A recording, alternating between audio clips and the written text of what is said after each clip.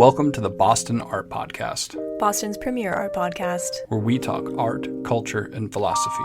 My name is Theodore Earthworms. And I am Brian Huntress. Welcome to the show. There we go. Hello? Hi, how are you? Hi, is that Theodora? It is, yes, and I have Brian here as well. Hello, nice to meet How you. are you both? Nice to meet you. Nice to meet you too. We're doing well. How are you? I'm good. I'm on the Google Meet. What, do you prefer to do it over phone or Google Meet? What's easier for you? Oh, I'm so sorry. We usually do it over the phone, if that's okay. Oh, that's amazing. That's even better. That's fantastic. Okay. Great, fab. Sorry about that.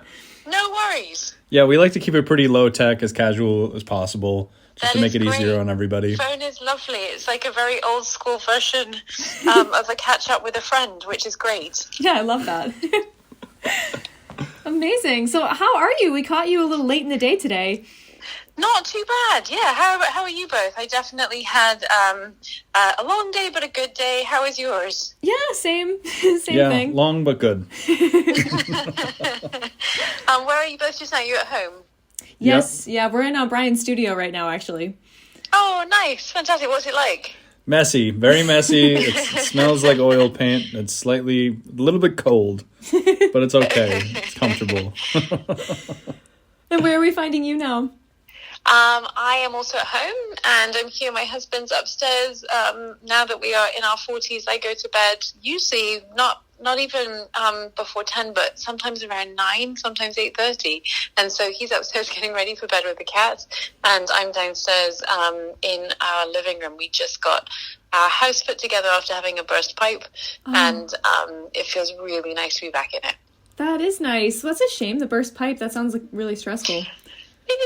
Nobody died, I like to say. Like nothing terrible happened to a person, so it wasn't the worst. There you go. Wow. I want to ask more about art things, but I just have to ask before I do. How many cats do you have? Just one. One. He's a one cat kind of house cat. What's his nim? Yeah. Do you have cats at home? Yes, we both do, actually. I have one cat. He's an orange cat named Milo. Oh, My cat is named nice. Twyla. Our cat is named Harry. He's a Siamese, and he likes to be an only cat. And he's very, very close with my husband. Mostly, I think, because my husband feeds him. Yes, we just the one. Oh, that's so sweet. He's a baby of the house. Yes, he is. Well, that's wonderful. I wanted to kind of jump into things. We have limited time tonight. But yeah, could you tell us a little bit about the curatorial projects you're working on right now? Yeah, there are a few of them, and so you can tell me which ones are maybe more interesting or that I should focus on, but I am working at the museum on a number of things. There's a collection exhibition that's coming up that will be in the Lindy Wing in July, and I'm working on that with my really wonderful colleague in contemporary, Kendall DeBoer. And Kendall and I have been working probably for the last year or so now, maybe a bit more. It's called Tender Loving Care, and it's work from the collection. And we're looking at many different forms of care, both the process of making a work of art, which is a form of care in and of itself. We're thinking about the preservation and the storage of it. And then we're thinking about the ways in which these works either depict or evoke different forms of care through their subject or their materiality. And so, yeah, that's been a really nice show to work on. And it's been really fun to go back into the collection and get some deep cuts out, things that haven't been seen in a long, long time, if ever, actually, sometimes. It's a lot of women artists, it's across media, so there'll be lots of textiles and ceramics, as well as paintings and photography and print, so it really crosses all media, which we're very excited about. And yeah, we've got works by like a really huge sort of 10 or so foot painting by Joan Snyder, a really wonderful large work again by Miriam Shapiro, neither of which have been out in at least 20, maybe 30 years in some cases. Wow. And then there's some really fantastic acquisitions that have come through another curatorial project that I'm doing called Craft Schools, and they've never been seen because they're brand new.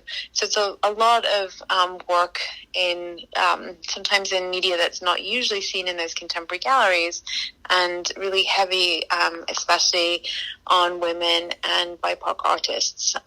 And so, yeah, I'm excited about that one. We're working with a really fantastic designer called Sana Rao, who is in the design department at the MFA and has been with us, I think just a little over 7 or 8 months at the museum. And she's only 25. I say only 25. She's a grown human adult at 25, but she's still really young in her career, but really brilliant. So it's been lovely to work with her and with Nick and Victoria and Skylar in the design department, and with lots of colleagues too. We've had a really great collaboration from our colleagues in LCE, and they've been at all of the design meetings as well. So yeah, it's been a really lovely process doing that project. I'm also working on the SMFA Traveling Fellow exhibition, which is my third time getting to do that show. And it's so nice. We get to partner with an alum from the SMFA who's had the Traveling Fellow there, fellowship. They give out 10 a year. And I think it used to be for when they would send young male painters off to have like the grand tour of Italy. And now it's obviously very different because anyone can apply. And so you get $10,000 to further your practice through travel of some kind. And then every 2 years, all of those artists are kind of handed over on a piece of paper to a curator at the MFA. There's about 20 of them, and that curator picks maybe 3, 4, 5 people to go to studio visits with, and then chooses one of them to do an exhibition with. So that's how we did Helena Metaferia's show a couple years ago, and Samat Danai. And so this year in the fall, it will be Dinora Justice, who is a Brazilian-born, Boston-based painter and sculptor, and she looks a lot at the environment and gendered experiences, I guess, is a way to sum up her work. It's really delicate and beautiful. And then I've been working on a project called Craft Schools, which has taken me across the States on the train to go visit craft artists. Oh, wonderful. That sounds like an unbelievable amount of work. It's definitely a lot of work. I do some curatorial projects outside of the museum too, and so it keeps me busy. But it also feels it makes me feel good and alive as well. It's a good amount of writing and a good amount of meeting people and working with other people. Yeah, we've interviewed a few museum and arts industry professionals recently that identify as an independent curator. Would you consider yourself in that kind of thinking? Yeah, I mean, I definitely, the work that I do is often 1 foot in and 1 foot out of museums, necessarily so some of the time. One of the main independent projects that I do is called Designing Motherhood, and that has ended up being a book and an exhibition and programs and many other things, actually. And I've been working on it now with a team of folks, a team of really amazing collaborators since about 2017. And it's independent only because I really couldn't get any of the museums at which I worked to take it on. And so I had to do it in evenings and weekends. So in that sense, yes, I have a practice as an independent curator. But then I've also always pretty much worked for institutions as well. So I guess it's sort of a hybrid. Yeah, 1 foot in the museum and 1 foot out of the museum. What does that look like, the genesis of a project that isn't like born of an institution or through the funding of an institution? Oh, God, that's a really great question.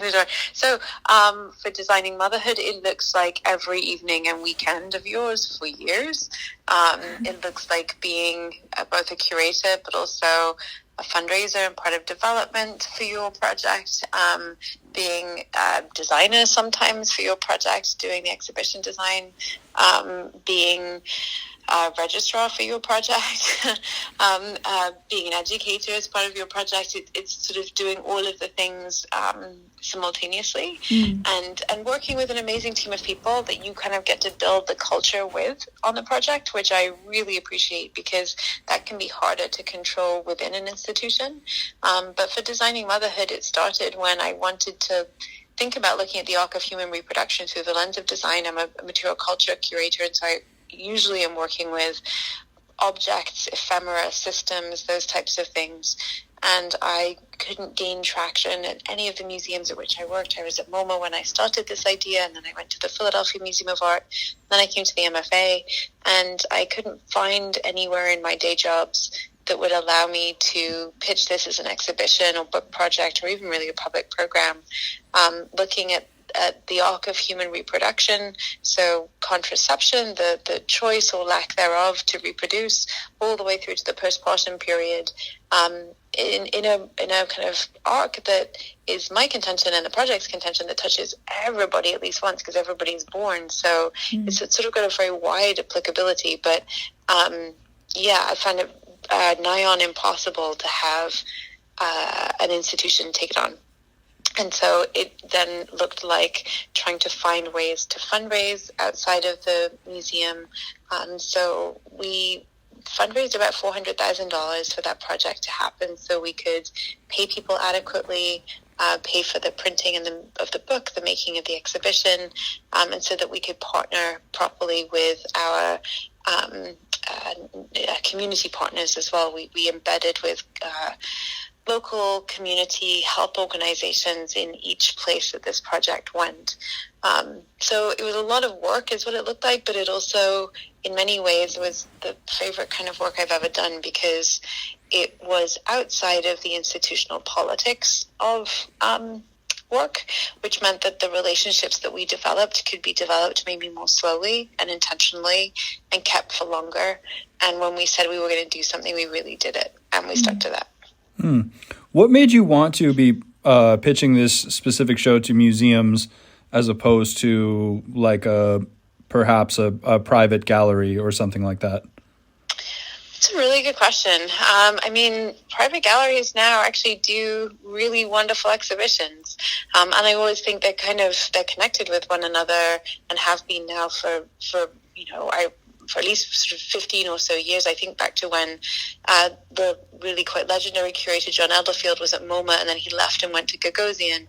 And those types of spaces, and also smaller, more independent spaces, often have more agency to choose the subject matter that they want and to put on, quote unquote, museum quality exhibitions with amazing publications. But I think, it's funny actually, because in some ways those spaces are also free to get into, rather than the charge that you can have for a museum institution.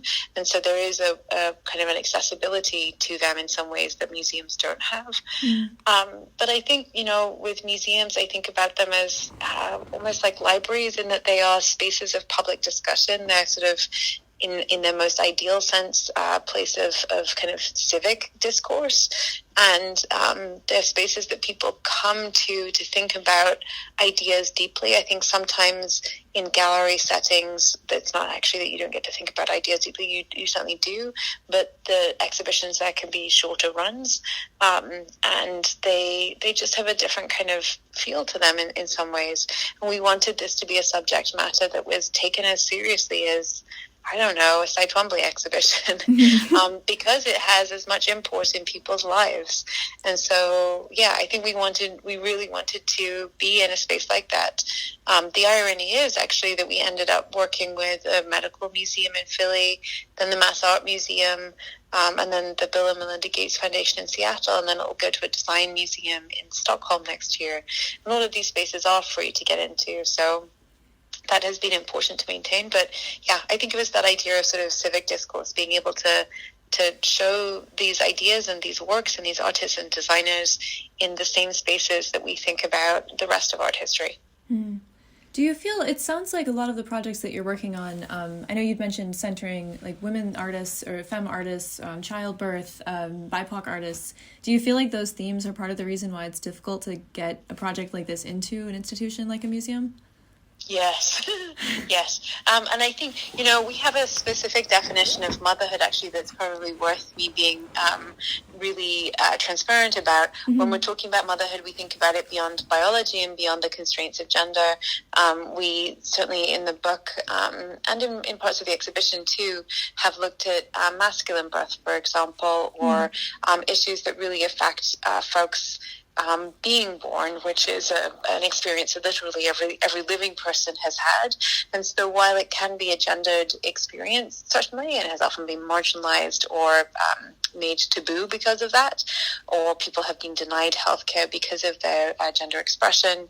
It is a term which we unpack, at least we hope to, some of its real naughtiness. Theodore, can you remind me of the question that you started? Yes, I remember now.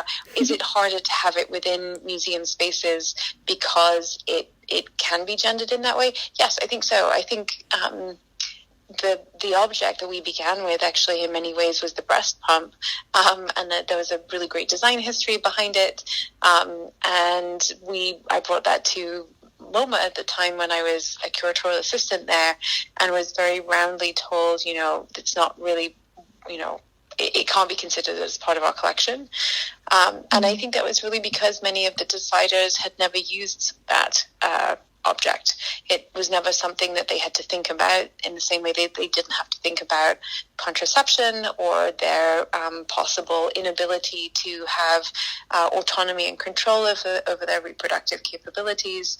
The people who are deciding what kind of books get greenlit and exhibitions get greenlit are often not the people who find themselves super invested in those conversations, because they are usually not the people undertaking reproductive labor. That's interesting. I haven't heard the term reproductive labor before. That I was just thinking about that. Yeah, I mean, it's definitely a term that is out there amongst writers who are thinking about the ways in which it takes, bodily, physical, and emotional labor to procreate. And while that is often sold to us as, a middle-class phenomenon that we choose to do, it is anything but in a society where reproductive capacity is often controlled by the government. And it's not just in the United States, that's in many, many places across the world and across history and time. And so reproductive labor is a way of understanding that to give birth or to mother or to parent in ways that go beyond, looking after somebody who is biologically connected to you is a form of work, and it's often one of the only forms of work that isn't compensated or acknowledged or valued socially, unless it is sanitized or shown within very specific boundaries of race, gender, and class. And in a lot of ways, that kind of work is often people are kind of made sorry for doing it or attempting to live up to it, because our society doesn't exactly support people who aren't spectacularly succeeding at doing that. Like people who are struggling in their parenting or something like that are often completely denigrated and punished. Yeah, absolutely. I mean, we live in a country where 25% of postpartum people go back to work within 10 days because there is no social safety net.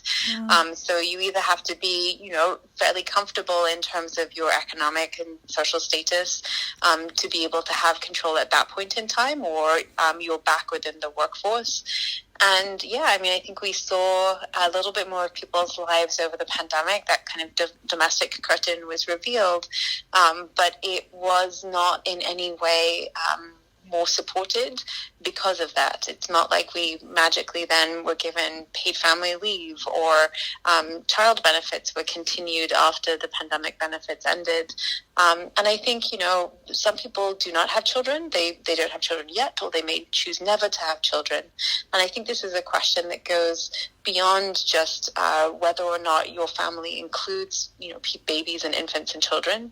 It's a question of solidarity amongst people in a U.S. workforce that is particularly hostile to anybody who is not willing to work every single hour of the day and just be grateful to have a job. So, I think it's a subject matter that is both very specific in terms of some of its biological references to reproductive capacity, but it's also part of larger questions around labor and around how we value work, both personally but also socially in a country where people are told often to pull themselves up by their bootstraps or to, just get on with it and grin and bear it without really being valued as humans as well as workers. Yes, that makes a lot of sense. In terms of, and talking too about, I'm sorry, Theo, what were you going to say? No, it's okay. Oh, I was going to say, in terms of talking about labor and unpaid labor and stuff, changing gears a little bit, you made a lot of waves working in the museum field as well in terms of salary transparency. Yeah. We'd love to. Yeah. So the project that we did back in 2019 was on. We created a spreadsheet that was an attempt at thinking about salary transparency, and I created it with colleagues. There were 5 of us in a group at the Philadelphia Museum of Art. Some people still remain anonymous.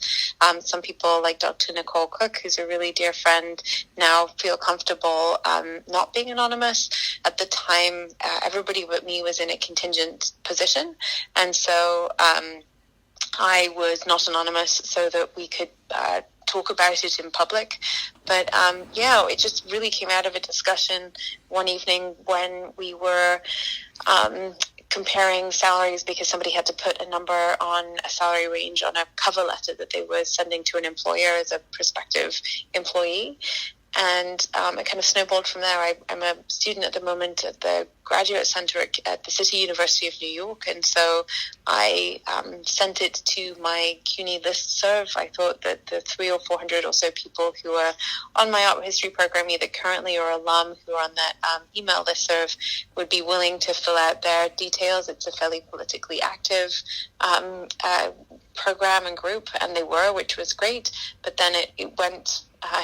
It made the rounds pretty quickly, and about 3,500 people in the end over the next couple of months added their salaries as well. And so, it provoked, I think, some questions individually for people, but I think also institutionally or within departments about the relative stagnancy of salaries, people who had not had raises in many, many years, if ever, and people who realized that they were really underpaid and that relative to salaries that were being made by leadership who did have contracts for raises on a yearly basis, sometimes based on performance, sometimes not, that they rank and file workers within museums wanted to have that kind of benefit too and deserved it. It came at such an interesting time too, because I remember that happening was it late 2019 or mid 2019? It was May 2019. Yeah. So right before the pandemic. Yeah. And then everything that came to follow, like the idea of a museum union maybe was not unheard of at the time, but it was something I hadn't heard of at the time. Yeah. There's been a wave of that since the pandemic. Yes. Yeah, very definitely. I think so. The salary transparency spreadsheet came out in May 2019, and that was about 5 or 6 months after the new museum had declared their union or their intent to unionize, which was very, very powerful.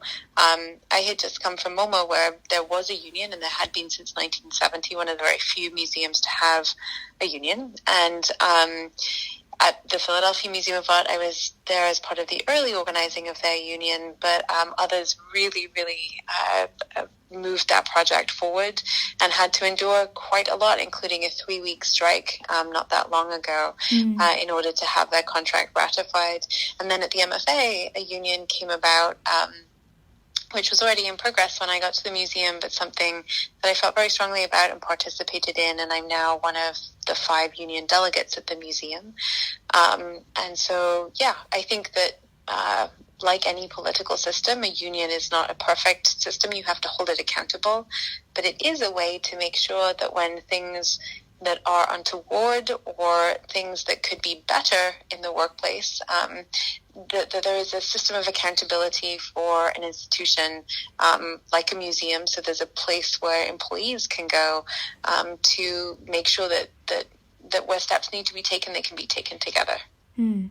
Which it's such an important thing, because not even just in terms of like income and salary, but in terms of just having a resource for, like when we're talking about even in terms of exhibitions and content, some topics might not be as welcome in those spaces. There's a ripple effect there for employees of that space or even just participants in that space.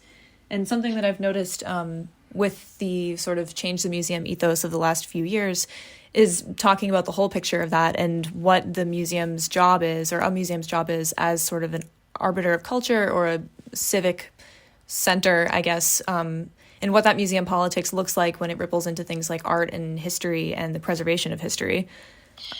Yeah, I think those are topics that a union maybe can contribute to by being there in some sense, but I think go so far beyond anything like that.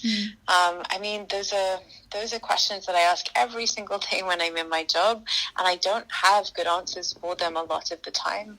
I've spent most of my career in larger museums, and the longer I'm spending in these larger institutions, I think the more I am realizing that I'm not sure that such big ships can actually respond adequately to the pressing needs that are articulated outside of their walls and that are experienced by both their workforce and the visitors inside of their walls. And I don't think it's for the lack of desire to at all. And I don't think it's that it's impossible. I think some exhibitions are timely and important and can really change the way that people see things. But nonprofits are set up to do a whole lot with little resource. And I think that resource is not just financial, but also sort of staff and bandwidth and human resource. And that's definitely been constrained over the pandemic. And I think people are doing their best. They often put their best foot forward, both in terms of, again, rank and file workers and leadership. But it is harder to make significant changes to structures when the structures are so large. And I think a lot about that. For example, I'm from Scotland. We have a population of about 5.5 million people there. And it's a lot easier with a smaller population to think about benefits like free education, free healthcare, things that can make a society and a social safety net that is more equitable, let's put it that way. And then I look at the States, which has upwards of, 340, 50, 60 million people. It's upwards of 300 million anyway. And it's maybe possible to do things on a state-by-state level, and indeed that's the federalist system, I guess. But it's harder to find common ground and to move at all in such a deeply divided and large political body.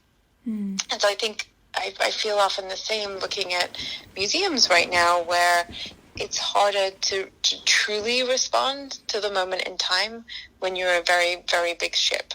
And I think some of the most exciting work that I'm seeing is in smaller institutions, which I got to meet a lot of actually in the project that I've been doing recently, going across the States on the train for craft schools. A lot of those institutions were much smaller and therefore much more nimble and agile in their ability to reflect and respond to and be proactively involved in changing culture.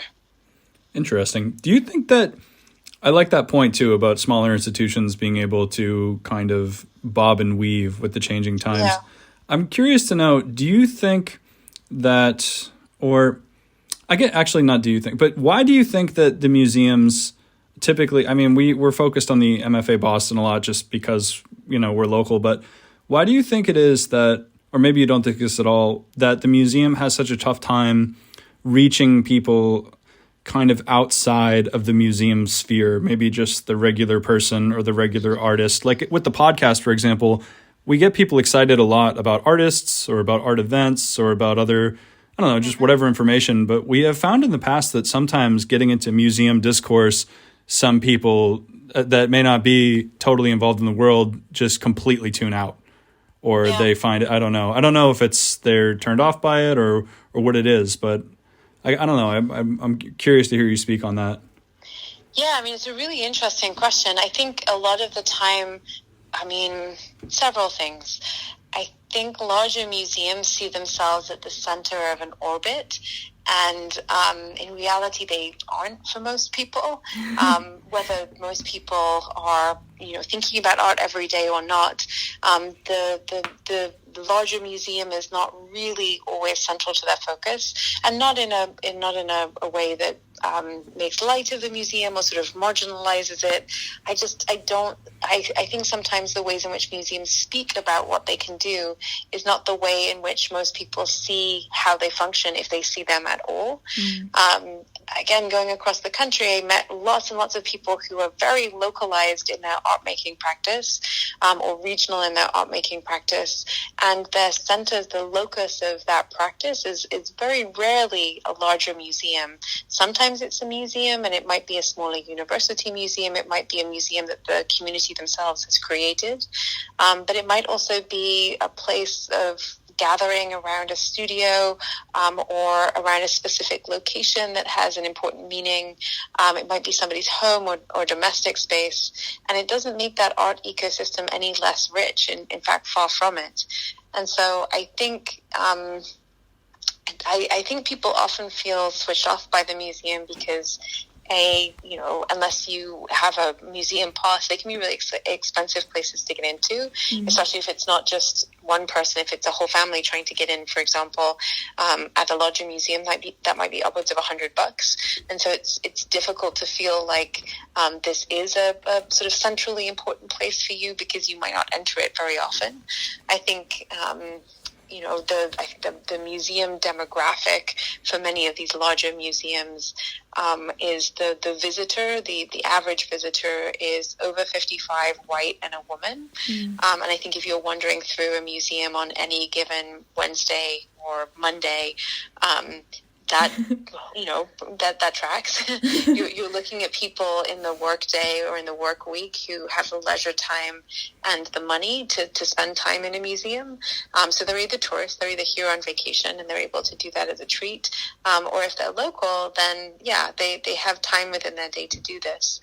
And so I think museums hope, and certainly I, as a museum worker, often hope too, that museums are central to people's lives, but I'm not sure that is always how people in general view museums from the outside. And I think, I think that's why at a smaller scale you can be a more integrated and authentic part of a community.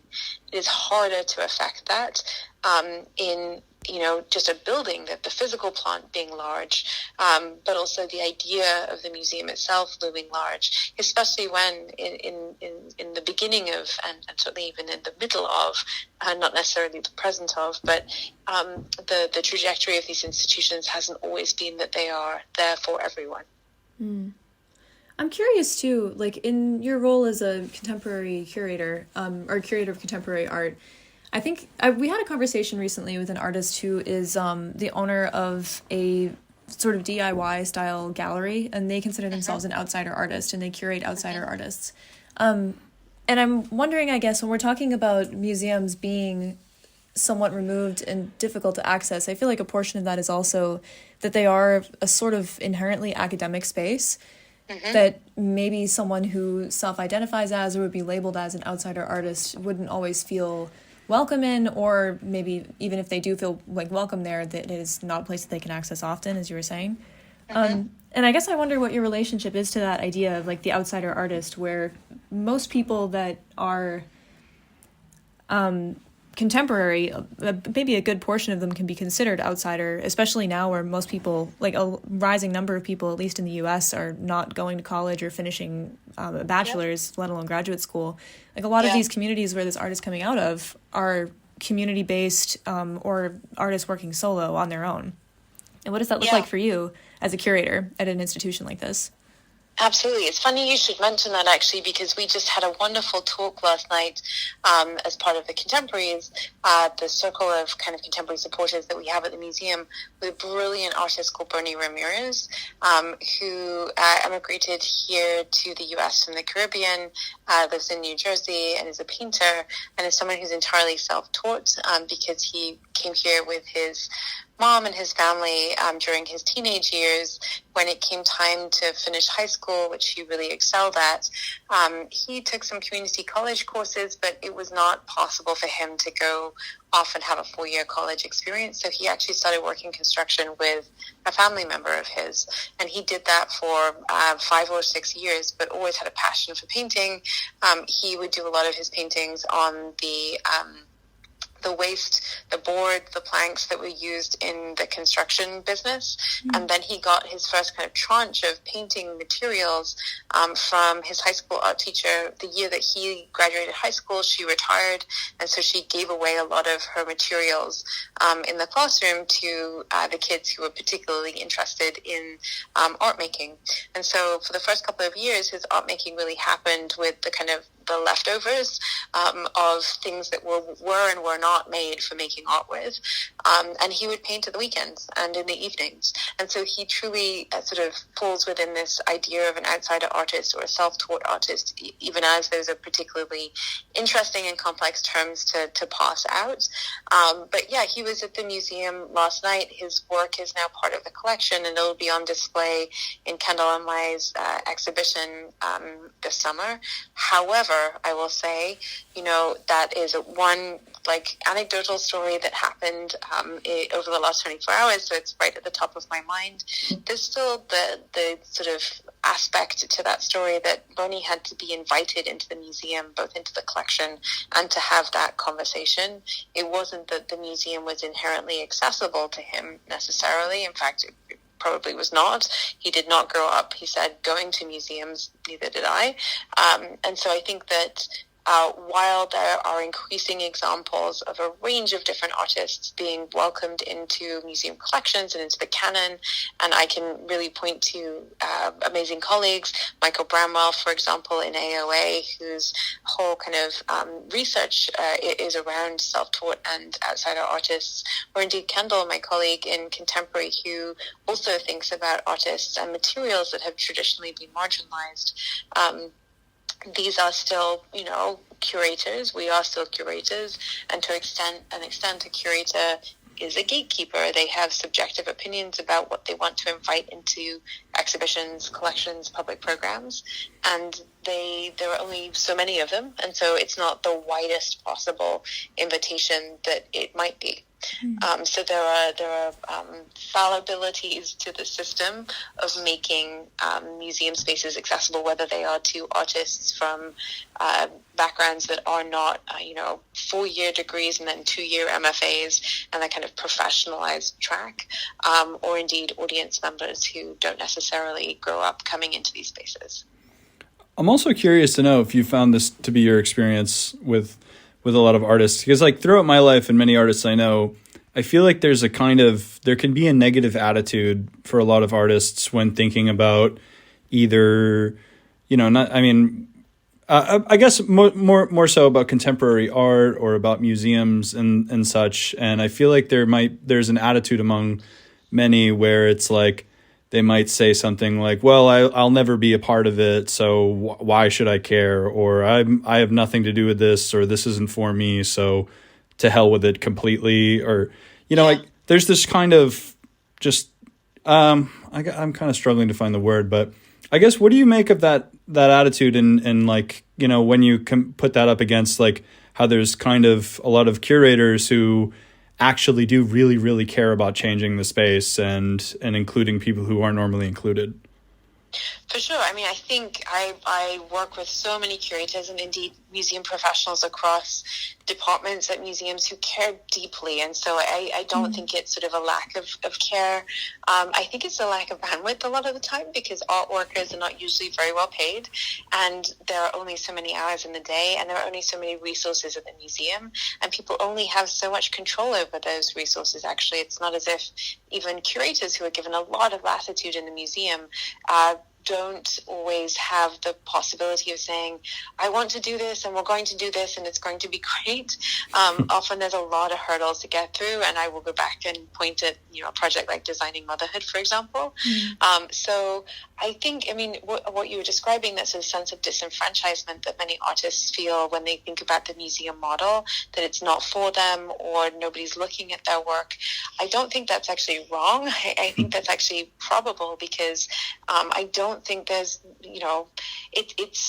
there are probably more artists out there in the world than there are ever, enough gallery spaces or collection storage or resources to properly support, if we're just looking at the museum model, to do that alone. However, I will say, when I came from Scotland to the US, I came from a country where it was free to go to school. I was the first in my family to do so, and I never really thought twice about school being for me or not for me, and I didn't really think twice about where I would go to school. It wasn't this sort of freighted decision in the way that it is here, because everybody could go if they wanted to. When I got here and I realized that people paid tens of thousands of dollars and really placed some kind of wacky value on certain schools and ranking systems and a whole lot of pressure around this idea, it was really interesting to me. And I feel very strongly, therefore, that in the same way as artists might think about museums not being for them, I think it can be sort of shifted in terms of paradigm. Rather than thinking about what is not for you or what doesn't seem like a space that's accessible to you, think about where you choose to put your intellectual capital. And I think about that a lot in terms of choosing where to go to university. When I chose a doctoral program here, it was a place that was, its mission statement literally is to teach the children of a whole people. And I don't somehow feel like Ivy League schools are not for me. They're just not a model that I want to participate in ever. And so, and not because I think they are terrible places. It's just they're not really built. Most colleges here are not really built on a system that's particularly equitable. And so I much prefer actually thinking about what are the systems that are equitable? How can I participate in them? Or if they don't exist, how can they be created? And so I think, you only have so much energy in the day and in your whole entire life. And it's probably good to think about where to put that energy that can pay you back and can also shine more widely on others. So yes, while I think, it's really good to critique institutions, and that's a healthy part of any system, I also think it can be productive to think about the ways in which one can participate in systems that do exist that are more productive and equitable, or to make them if they don't exist. That's a much more positive outlook, I think. It seems like a better way to navigate. Well, and it's not always great, because sometimes you do walk into a space and you're like, man, you say that, I say that, and then you look at the whole canon of art history and you're like, you know what? It's really hard to be a woman artist or, a practitioner, a woman art worker, which is a woman in the workplace in general. And so you look at systems and you're like, yes, it's one thing to say, try and participate in the systems that do reflect some of your values, but if there's such wholesale disregard sometimes for certain intersections across the board, then it's much more problematic to have that viewpoint, because you'd be searching for a very long time to find a system that actually felt like home. And so, that's when it's good to cause, a little bit of good trouble. Now, in terms of, I know museums have existed probably for a bazillion years or something. I have no idea. But in terms of countries like Scotland or the United States, I feel like a lot, I don't know about Scotland, actually. I can't speak to that at all. But in the United States, it seems like most museums here were built in the 1800s. And to speak to your point earlier, there are these massive ships that are incredibly difficult to turn or to maneuver at all. I guess I'm wondering, do you think that that's completely, not to be conspiratorial, but do you think that's completely on purpose? That they make these institutions, massive and Kafka, like bureaucratic, like with the red tape and these different hurdles. Like, do you feel like that's kind of by design, or do you feel like it's just kind of a office disaster? It's a really good question. So, I mean, at least in the sort of Anglo-American model, the museum, in some sense, springs from the private collections at the Vatican. So in the, 15th centuries, where certain collections of outdoor statuary would be opened at specific moments in time in the year to the citizenry. And then through that kind of project and the private collector and the notion of the Wunderkammer, then moving into the late 18th century and the notion of the Louvre, the private royal collection being turned over in revolution into a public place of leisure and spectacle and display. There's a kind of meaty history of museums that then makes its way, as you're saying, you're absolutely right, in the 19th century or late 18th, 19th century, really to the United States. And I think in many of its roots, the museum is a model, and not all of its roots. I mean, the Louvre is a good example of this, although not changing radically, because it's not really a place for the working class necessarily, as the library might be. But the museum as a model stems from very few very wealthy people collecting things that they like and then bestowing them with their largesse on the public, but doing so usually with sets of conditions. So how things should be displayed, who can get in and when, what can be seen, what can be collected, and that comes from bequests of funds that can be used for certain acquisitions or for certain collections, care in perpetuity. And so do I think that these spaces are deliberately obtuse? Not necessarily, but they stem from wealth and the choices of very few people being seen as part of a public good for, quote unquote, the many. But have they ever really been for the many? It really depends in terms of things like location and accessibility. Now, like, you have different museums. I think often we talk about the museum, but there are many, many different museum models.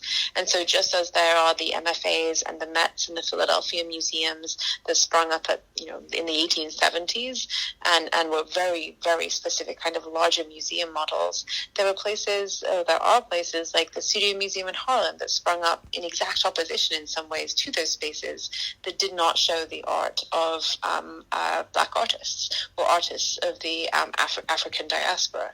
And so there are many different sizes and scales of museums. I think probably what unites them all, whether they are successful in achieving their missions and making themselves accessible, is that they are usually nonprofits.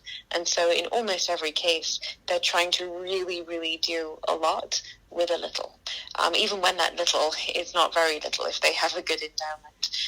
A nonprofit really works on trying to squeeze the maximum potential out of a limited set of resources. And so I think that's often where like the office disaster part can come in, because institutions are people, and they are people both in terms of a workforce and in terms of a visiting public. And that workforce needs to be adequately and sustainably cared for in order to achieve the mission, especially when these private collections have been turned over for the, again, in air quotes, public good. Do you feel like that is something that is, I don't know, maybe this is a very large question, but is that something that's possible to change when these systems have been in place since the inception of most of these institutions? It's a really good question. And I guess I would answer it in some ways with another question, like, do we want to change them? Or is there somewhere else that we can put our energy? And I mean, I see that working in a museum just now, but I often wonder whether, I mean, it's like any system. How much of it do you try to change versus how much of it do you just turn away from and create something new around? Or which parts of it do you really need to engage have to engage with, and which parts of it can you not engage with and find joy or comfort or conversation elsewhere. If we're really just thinking like we cannot disengage entirely, then do I think that we can change these very large museums for the better, for the public good? I think my bet would not be on a larger museum. I think I would try and test that model, first of all, somewhere smaller. And I think it is being trialed at smaller places. Again, as I was traveling across the country to many, many regional spaces, I saw people being able to achieve closer, at least, to their mission in these smaller institutions. It was still not sustainable in many ways, I will say that, because, again, the nonprofit model meant that salaries weren't always sort of a living wage. But there was a closer and more authentic connection with region or place or site or people or community. And again, it wasn't because magically people there were somehow more committed. Of course not. I think that's absolutely not the case. There's a deep commitment at any scale of institution, I think, to trying to achieve mission. But it just seemed, maybe in this particular post-pandemic moment, that it was more achievable at that scale, at a more human scale. So I don't know. I mean, maybe if larger institutions look to smaller institutions rather than what is expected, which is often the exact reverse of that, maybe there's a possibility to think about modeling something that is at a smaller, quieter, and more intentional scale. I think I understand your point a little bit better too about not like focusing on where you can put your energy. I really, really like that as a theme, because when you think of something like, I think too, the reason that I and many other people around here become so focused on the MFA Boston is simply because it's this giant, like, beautiful old building in the middle of the city, and it's the only one like it with all the art in it. So I think, I went there for the first time when I was like 17. So in my mind for many years, I was like, this is where the art is. Like, that's it, Yeah. So, I think that's so true in so many ways. Like we have these spaces that become very important to us because they are formative at key moments in our lives as we sort of think about what it is that we want to do within the world. We think about our creative selves. We form our identities. But the places that I have found art most meaningfully lately have often been in studio visits, in spaces that are not large at all. Usually one quite cramped room, or sometimes not. Some people are lucky to have very light, spacious studios, but I can find a lot of joy in those conversations that happen in those spaces, as much as I can in frequenting exhibition spaces at the MFA or at Harvard or at the ICA or any of the lovely institutions that we have in Boston or beyond. And I really do think it is a question of where you choose to put your energy and focus, because it is important to be critical of any system and any institution. It's not that I'm not advocating for that. I think we need to be very cognizant and vigilant of holding these systems and holding institutions accountable. But at the same point in time, I think there is a difference between being aware of that as a responsibility as somebody within the art world, and then also choosing to bang your head mercilessly against a brick wall. Because if you do that, then all of that good energy that could be going into building and making and being in collaboration is being sucked into a black vortex of infinity, which is not really going to get you or anybody else anywhere good. So on a good day, I think about both being able to achieve accountability, because that's important, but also being able to be very astute about the amount of energy one has and where you can put it effectively in that moment.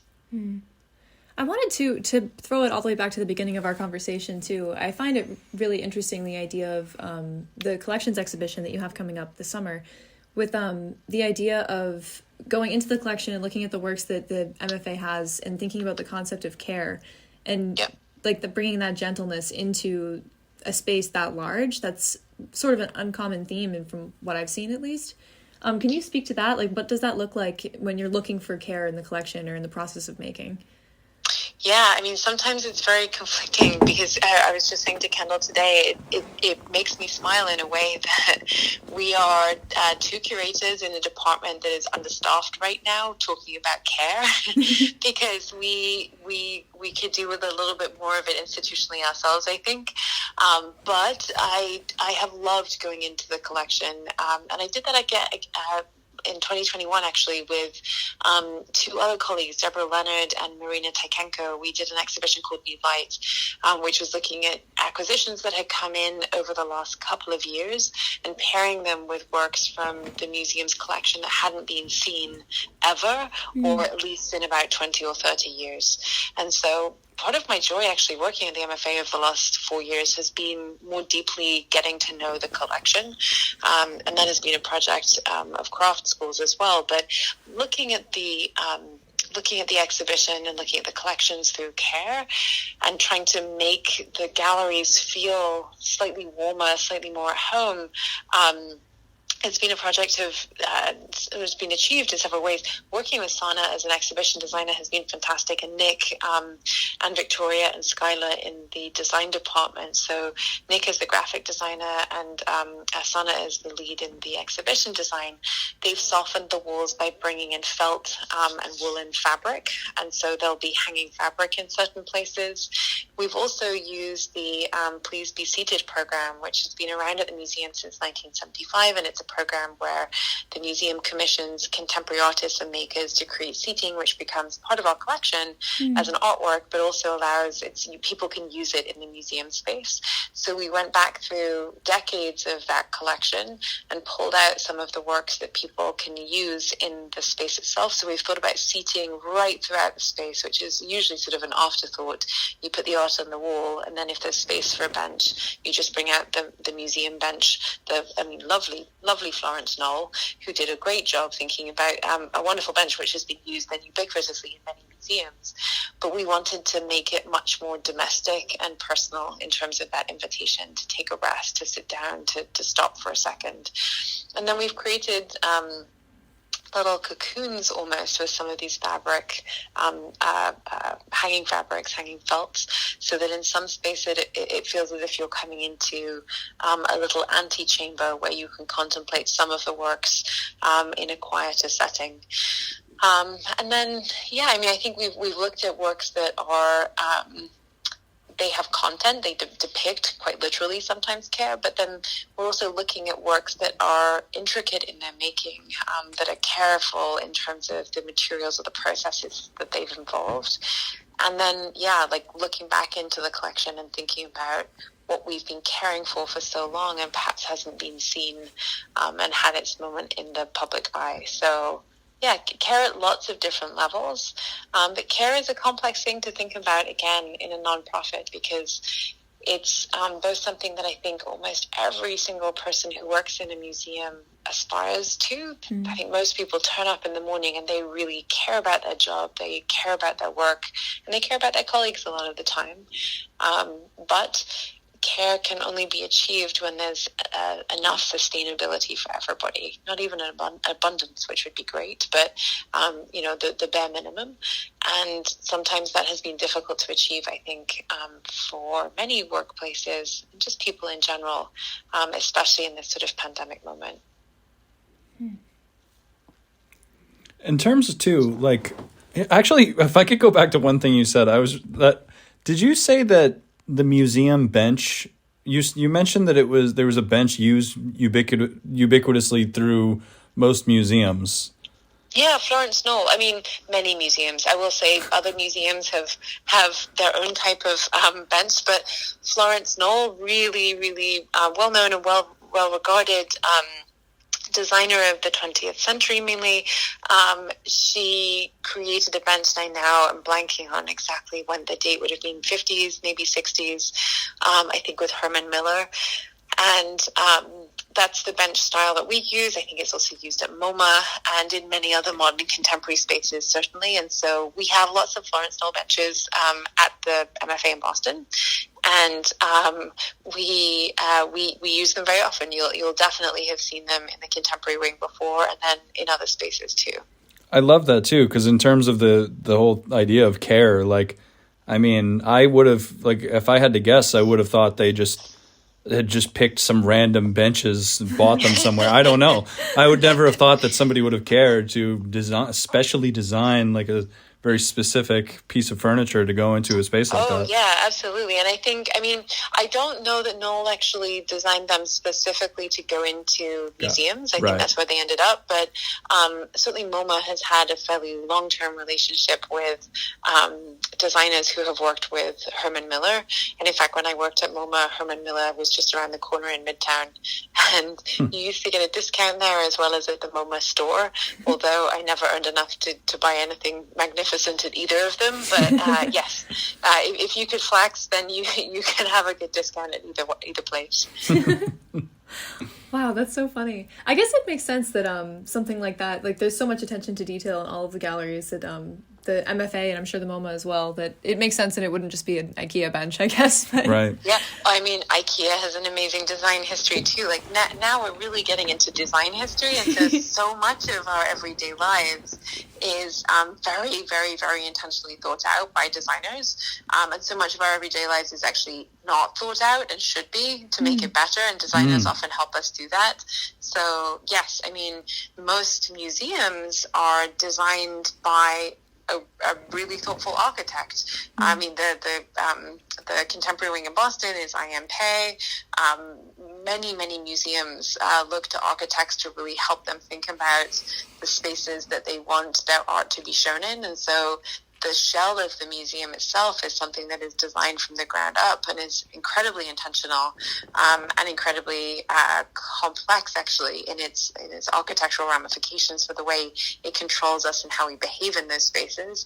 But yeah, the design is not by accident. Let's put it that way.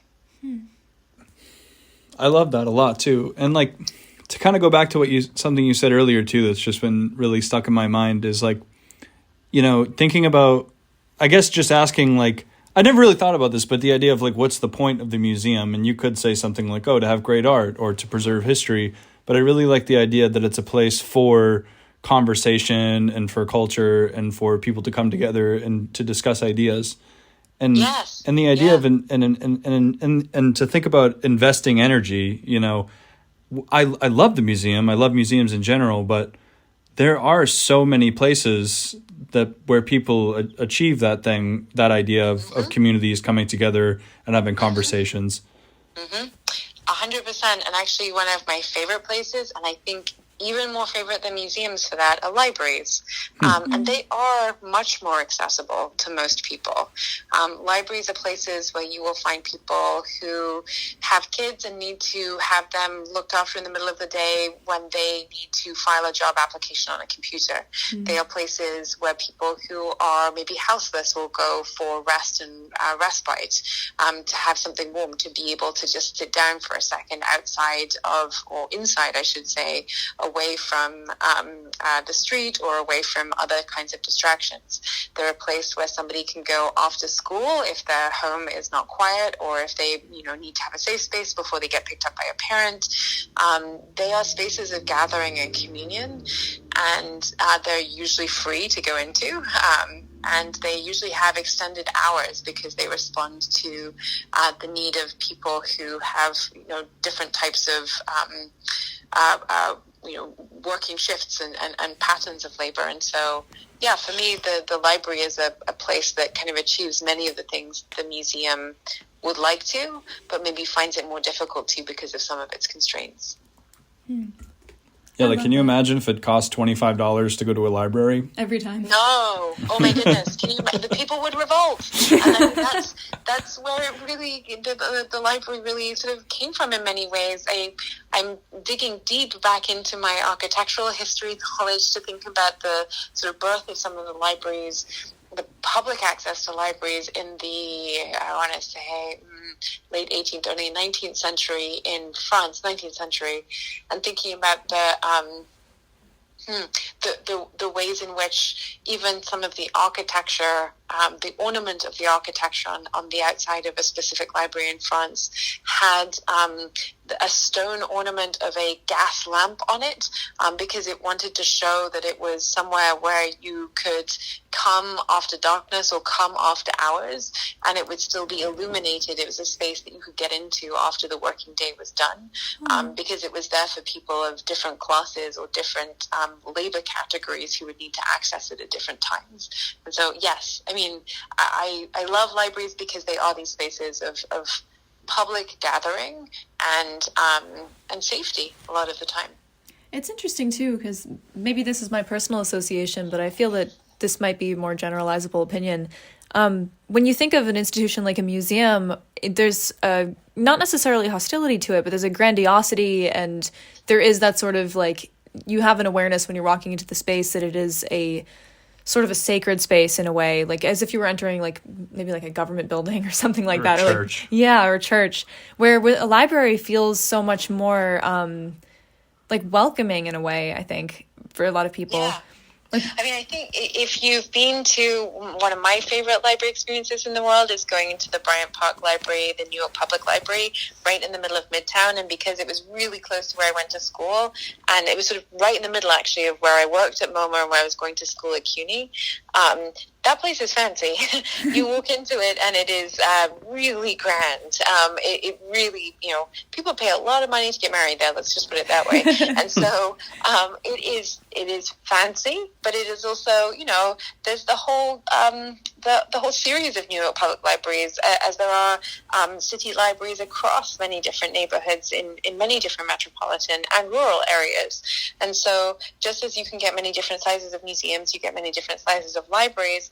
I think, though, that I'm always struck by the wonder of like, oh my goodness, I'm walking into this space, and whether it's like the NYPL right in Midtown or it's the local library branch wherever I'm living, this space is for me. I can walk in. Like there's nobody asking me why I'm here. There's nobody thinking I shouldn't be here. I can go in and it feels like a space that I can spend as long as I want in, and I can discover new things. All I have to do is run my finger along the spines of a specific shelf, and I will be able to alight upon something that I won't have seen before, I won't have known before, and might transport me in some way. I love that. It's interesting, too. I'm thinking architecturally the parallels between our Boston Public Library and the MFA. And they both have, and even architecturally speaking, the famous Sargent murals. Both of them have those. The outside courtyard, gift shop. Like there's even a cafe in the Boston Public Library. But it's that maybe that entry ticket price does change the atmosphere a little bit. I think that's true. Yeah, and I it's not that the museum is not trying to do those things too, and it's not that it doesn't achieve them sometimes too, but it really it's a different proposition when you have to pay $25 to enter. What do you think it was about Sargent back then? Why was he like? Why did every building want his work all over it? You're asking the wrong person, I think. I do not spend my time thinking about dead white male artists. Yeah. And so while I have I think the short answer is, and somebody who studies Sargent would be better at talking about it. Right. I think the short answer is that he was sought after. He was a known quantity. And when somebody is building a large public civic institution, whether it's a museum or library or somebody else, just in the same way today that everybody likes to ask, I don't know, Liz Diller or someone else to come build that museum for them because she's a known name. I think that in the same way, there was a certain status and pride in having an artist who was respected and even controversial in terms of his celebrity come and create artwork for a space that was new. And I feel at the point in time when he came and did those commissions, I think it may even, and this is for a Sargent scholar to think about, may even have been a slightly conservative choice, because it's sort of a safe bet in some ways. Like this is a known quantity. But yeah, so I think it's sort of a recognizable stamp of approval, perhaps, and a beautiful one. It's not that I don't like Sargent at all, but I have, again, choosing where to focus one's energies on. I have not spent more time than I have been required to looking at artists who already have enough attention paid to them and are not going to hurt for one more pair of eyes not looking that way. Right. Yeah, very understandable. Especially in Boston. Yeah. Yes. Although, I think it's great. I love that I'm in a city that takes such pride in its connection to Sargent, and, no harm, no foul. What a wonderful artist. But I leave it to other people who have spent more time thinking about him, because they are by far the experts. Wow, I really thank you, Michelle, for speaking with us. I don't want to keep you too much longer because we're already over time, but I really appreciate this conversation. There's a lot to think about. No, thank you for your questions. They were amazing, and it was really nice to chat. It was a nice way to end the day, actually. Thank you so much for having me. Thank you. We pride ourselves on feeling like we have a really unique and rare collection of conversations, so we're really, really happy to add you to that catalog. No, really, thank you for having me, and it's always really nice to be asked by somebody in Boston. I think that, as we were just saying, Boston actually does have a really amazing art scene, and it happens in so many places. I feel lucky that I get to have some of my art experiences at the MFA, but I'm also really excited by the fact that there are so many conversations happening across the city in so many other venues as well. And so we're lucky to have an arts ecosystem that happens everywhere, not just in museums. Yeah, I love that.